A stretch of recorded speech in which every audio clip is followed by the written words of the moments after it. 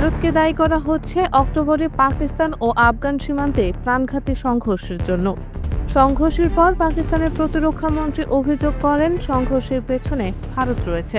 ভারত সেখানে উপস্থিত না থাকলেও প্রতিরক্ষা মন্ত্রীর অভিযোগ, ভারত তালেবান নেতৃত্বের ওপর প্রভাব বিস্তার করে এই হামলা চালিয়েছে। পাকিস্তানের প্রতিরক্ষা মন্ত্রী আরও অভিযোগ করে বলেন, ভারত পাকিস্তানের সঙ্গে সীমিত যুদ্ধ চালাতে চায় এবং কাবুলকে তার হাতিয়ার হিসেবে ব্যবহার করছে।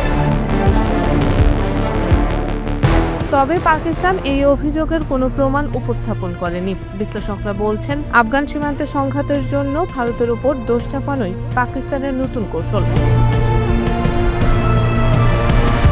সীমান্ত সংঘর্ষের সময় পাকিস্তানের প্রতিরক্ষা মন্ত্রী অভিযোগ করে বলেন, তালেবান ভারতের কোলে বসে আছে। তালেবান এই অভিযোগ অস্বীকার করেছে।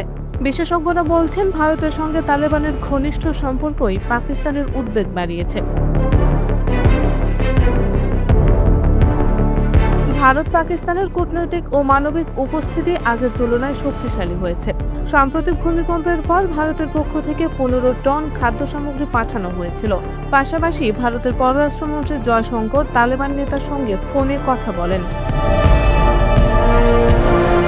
পাকিস্তানের নিরাপত্তা বিশ্লেষকরা বলছেন, আফগানিস্তানে ভারতের এই সক্রিয় ভূমিকা ইসলামাবাদকে আরও সতর্ক করেছে এবং পাকিস্তানের নিরাপত্তার জন্য নতুন চ্যালেঞ্জ তৈরি করছে।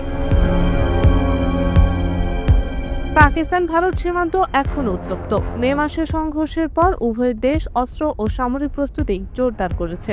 ভারতের প্রতিরক্ষা মন্ত্রী রাজনাথ সিং সিক্রিক অঞ্চলের কঠোর পদক্ষেপ নেওয়ার হুমকি দিয়েছেন। পাকিস্তানের সেনাপ্রধান জেনারেল আসিম মুনিরও সমানভাবে কঠোর সতর্কবার্তা দিয়েছেন।